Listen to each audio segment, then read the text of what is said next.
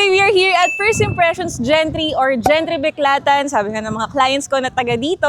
Bale, ito po yung second project natin in General Trias, Cavite. Kasi yung first project po natin in Gentry, located siya at Barangay Buenavista. So this project po, bagong project siya. Nilaunch po natin today yung model units. Located po siya at Barangay Biklatan. Tara guys, papakita ko po yung model units natin.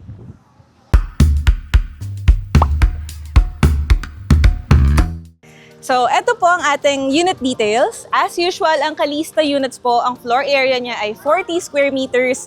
And ang maganda po dito sa project natin, ang minimum or typical lot area po ng Kalista Mid ay 60 square meters. So, ang laki niya guys. Pasukin natin kung gaano kalaki ang Kalista Mid dito sa project.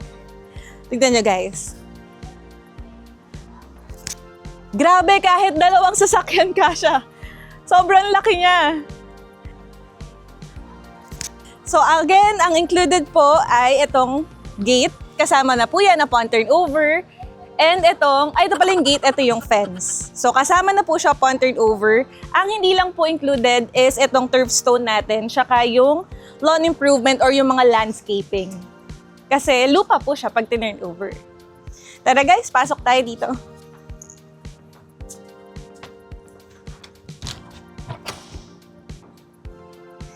Yan. Welcome po! So, ganito po ang fully finished units. Meron na po tayong kasamang flooring. Tapos, painted walls na rin po tayo. So, hindi na kayo magpapapintura. Upon turnover, included na rin po yung mga outlets natin, mga provision for cable, internet lines. Ayan, kasama na po. Tapos, dito naman, kapag ang windows po natin ay facing sa harap, glass na sliding window, ayan. So, tignan nyo guys kung gaano kalaki yung bintana natin. So, kapag umaga, kahit hindi na po kayo magbukas ng mga ilaw, bukas na lang po yung window, tas wag na kayong mag-curtain. Sobrang liwanag, tipid sa kuryente. And then, for the main door, ayan, lightweight na steel po ito. So, bakal to guys. And then, double lock na po tayo. Okay. And then, yung breaker po natin, dito siya located sa likod ng pinto. Likod ng main door. So, maganda na rin po ang ating breaker. Tapos, sa ceiling naman, guys, included na rin po yung mga provision for lightings. And then, ang window po, kapag facing sa likod na side, jalousie type. So, ayan ang jalousie window natin. Tapos, ito po ang ating kitchen. So, ganito na po ang ating kitchen. Ceramic na po yung countertop. Tapos, yung kitchen sink natin, ganito siya kalaki. And then yung faucet, yung flexible type na siya. By the way, ang tawag pala dito ay Kalista 2.0. So, ito yung mga improvements sa bagong Kalista units. Hindi na siya yung katulad ng mga lumang project ni First na nakakabit pa yung gripo dito sa wall. So, mas maganda na siyang tignan. And also, yung kitchen cabinet natin sa ilalim, PVC na rin po. Yan, PVC doors para water resistant tsaka fire resistant. And also, hindi siya inaanay. Yan. Dito naman po sa service door, service area, yung main door and service door natin, same material. Lightweight na steel. Tapos, ganito po ang service area. Ayan, ganito siya kalaki. Pwede po kayo dito maglagay ng washing machine. Ganyan, kasi ito po yung ano natin, outlet. Tapos, yung gripo. Yan, so pwede po kayo maglagay ng washing machine dito.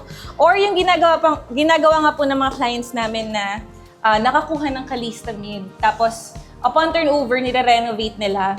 Itong kitchen na provided upon turnover. So ito, nilalabas nila to, binabaklas nila yan, tapos ilalagay nila dito sa likod.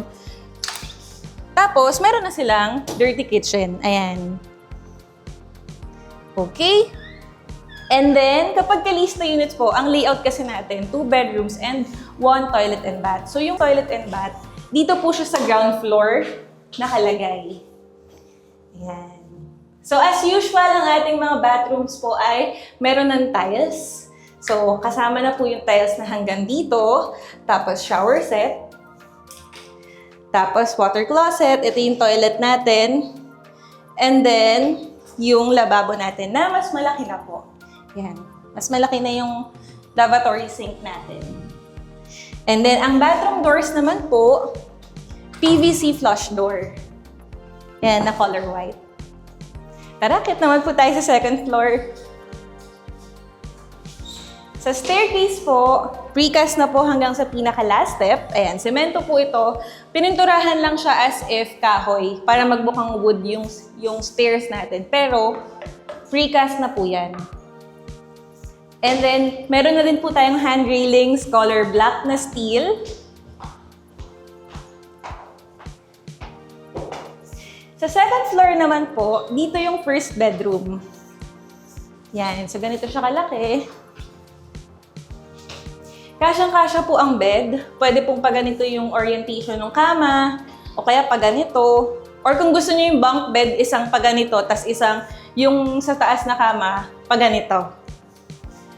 And then, ang windows po natin, since facing nga po ito sa likod na side, jalousie type.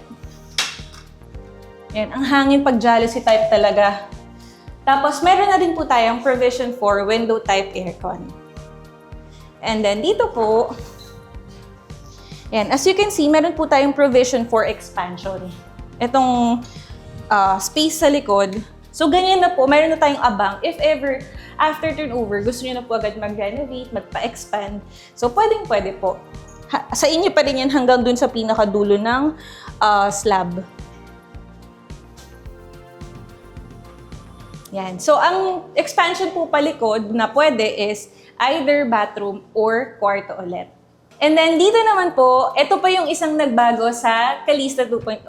So, yung isang upgrade natin is yung mga bedroom doors. So, ang tawag po dito ay MDF, Medium Density Fiberboard. Okay? Ayan po ang mga bedroom doors natin. So, hindi na po siya PVC flush door na same material ng bathroom. And then, dito naman po, yung pinakamalaking kwarto natin, this could be your master's bedroom. Ayan, ang laki niya, guys. So, pwede kayo maglagay dito ng queen size na kama or king size na kama. And then, dito po ilalagay yung closet. Again, meron din po tayong provision for window type na aircon. And then, dito naman po, ito po ang ating glass na sliding window facing sa harap. Since ang lote nga po ni Calista Mid is malaki hanggang dun pa sa pinakadulo, so malaki pa yung provision natin for expansion dito sa Calista Mid na kay First Impressions Gen 3. Ayan. So for inquiries, guys, please message me on my social media accounts. Pwede niyo po akong i-message sa Facebook, sa Viber, or sa WhatsApp. Nasa description box po yung link sa contact details ko. See you soon po! Bye!